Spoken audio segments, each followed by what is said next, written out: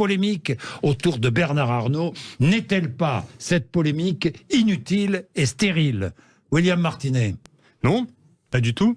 Je pense que cette polémique, elle permet au moins de, avoir des ordres de grandeur. Bernard Arnault a donné 10 millions d'euros au Resto du Cœur. Vous savez que ça représente 0,004% de sa fortune. Est-ce que vous auriez préféré qu'il ne donne rien? 0,04%, moi je trouve que ça ne mérite pas un merci. Ce que j'aurais préféré, vous avez raison, pas de merci. Par contre, tiens, je fais une parenthèse. Ne rien donner alors. Par contre, ce que je remercie, c'est toutes les autres personnes qui font des dons au Resto du Cœur, des gens qui parfois ont le des petits salaires. Non, je parle, merci sans doute au Crédit Mutuel. Non, mais je parle des particuliers. Vous savez, les gens qui ont un petit salaire, mais pour qui la question de la générosité, c'est important, et qui donnent 10, 20 euros par mois à des associations, et pour qui ça représente pas 0,004% de leur patrimoine, pour qui ça représente un véritable effort. Donc merci à ces gens qui sont véritablement généreux. Et par contre, Bernard Arnault, moi ce que je lui demande, c'est de payer correctement ses impôts. C'est d'arrêter de délocaliser ses filiales dans des paradis fiscaux, et c'est de payer le juste impôt.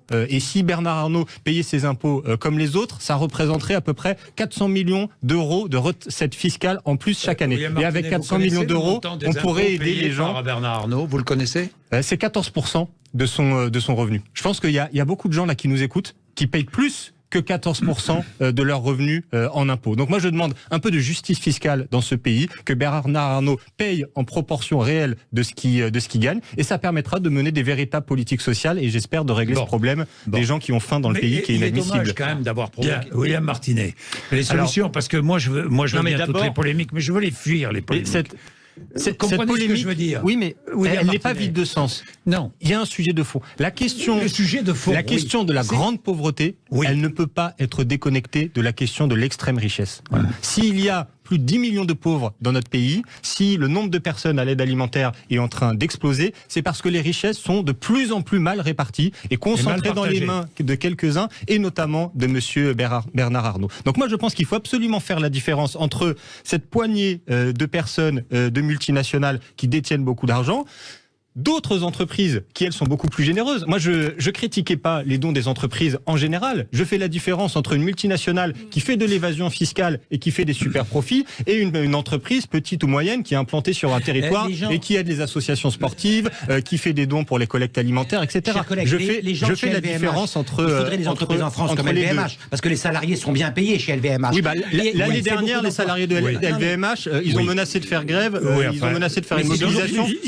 pour leurs conditions de travail. Mais restons sur le sujet de fond. Moi, je pense que Bernard Arnault. Non, mais cette séquence, elle illustre quelque chose. C'est une forme d'américanisation de notre société, où ce sont des grandes fortunes qui, par la charité, par l'aumône, se substituent à l'État pour mener des politiques sociales, et des politiques, en l'occurrence une ministre, Madame Aurore Bergé, dont apparemment la fonction principale est d'aller remercier ces grandes fortunes d'avoir fait ces dons. Ça, c'est un modèle qui existe. Je dis américanisation parce que c'est le modèle des États-Unis. C'est un modèle libéral et dont les conséquences sont en réalité une pauvreté extrêmement forte. Exactement. Donc, est-ce que vous connaissez le principe de l'impôt, Monsieur Bourdin? Le principe de l'impôt. C'est ceux qui gagnent beaucoup d'argent. L'idée, c'est que, en proportion de leurs revenus et de leur fortune, ils payent des impôts pour permettre à l'État de mener des grandes politiques. Vous savez, dans l'histoire de notre pays, quand on a réussi à faire reculer des sujets de grande pauvreté, on ne l'a pas fait par le don des milliardaires. On l'a fait par des politiques publiques ambitieuses.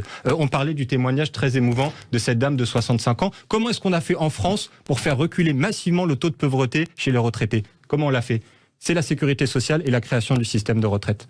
Comment est-ce qu'on a fait dans notre pays pour, par exemple, faire reculer massivement la mortalité infantile? Est-ce que c'est des dons de grandes entreprises qui ont permis de faire ça? Non, c'est la caisse d'allocation familiale, c'est de faire des protections maternelles et infantiles partout sur le territoire. C'est ça qui permet de réduire la pauvreté. Les entreprises, c'est aussi les impôts que paient les entreprises. Tout ça financé par les salariés qui travaillent, par les entreprises qui payent des impôts. Mais donc, il faut des politiques ambitieuses, et ce qu'on attend du gouvernement, c'est effectivement, et nous on en a fait la proposition plusieurs fois à la France insoumise, un plan d'urgence alimentaire, et juste qu'on se mette d'accord sur les ordres de grandeur, parce que là on parle de 10 millions d'euros pour monsieur Bernard Arnault. Les besoins dans le pays pour régler cette question de la faim, Voilà, parce que c'est de ça qu'on parle. Ça se chiffre en centaines de millions d'euros. C'est ça le sujet. On a besoin d'une politique qui investisse des centaines de millions d'euros.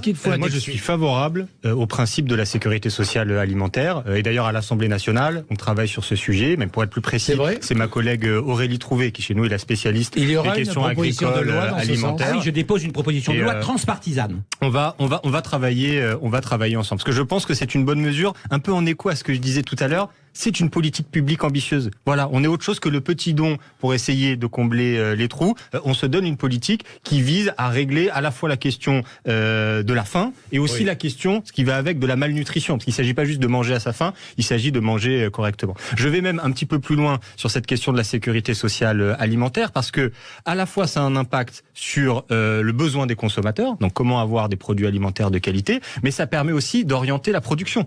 Parce qu'à partir du moment où vous avez une sécurité sociale alimentaire, vous pouvez la flécher sur les circuits courts, sur les producteurs locaux, la qualité des produits, exactement, sur le bio en partie. Voilà, donc à la fois vous répondez à un besoin des consommateurs et vous structurez une filière agricole qui fait des produits de qualité. Donc ça, c'est une très bonne chose. Moi, je rajouterais juste un élément qui est complémentaire à cette sécurité sociale agricole, c'est que en plus d'organiser ce dispositif, il y a quand même un sujet à côté duquel on ne passera pas, qui est celui du blocage des prix dans le secteur alimentaire. Parce que ce qu'on a constaté ces derniers mois et ces dernières années... 5000 produits, l'inflation... Pardon, mais 5000 produits à prix bloqué, c'est un blocage des prix déguisé. Non mais vous souvenez 5000 produits dans un hypermarché, c'est beaucoup. Du travail de l'UFC Que Choisir sur cette question-là du trimestre anti-inflation, où ils nous ont appris quoi? Que c'était pas 5000, mais c'était plutôt 50 produits par supermarché, et qu'en fait on n'a pas eu de baisse des prix, mais qu'on a eu plutôt une stagnation, augmentation des prix. Ça ne marche pas. Le trimestre anti-inflation de Bruno Le Maire, ce n'est pas vrai que ça permet de contrôler les prix. On peut faire un véritable blocage des prix. Et juste là-dessus,